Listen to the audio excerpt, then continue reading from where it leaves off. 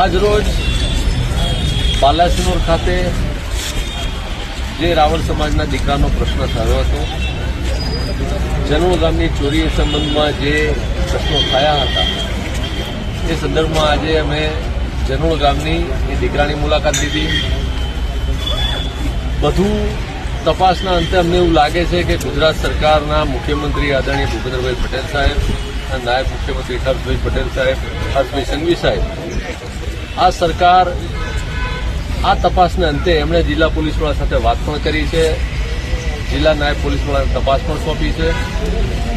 મને સરકારમાં વિશ્વાસ છે કે જે કંઈ દોષી થશે એ અધિકારી હશે કે અન્ય કોઈ લોકો હશે, જે દોષી ઠરશે તપાસના અંતે એની સામે સંપૂર્ણપણે આ સરકાર પગલાં લેવાની છે.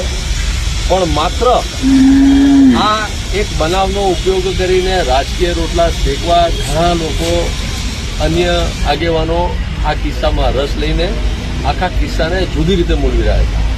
મારી સૌ પ્રજાજનોને વિનંતી છે, આ બાલાસિનોરનો પ્રશ્ન છે. બાલાસિનોરનો પ્રશ્ન ઉકેલવા માટે અમારી ટીમ, બાલાસિનોરના આગેવાનો સક્ષમ છે.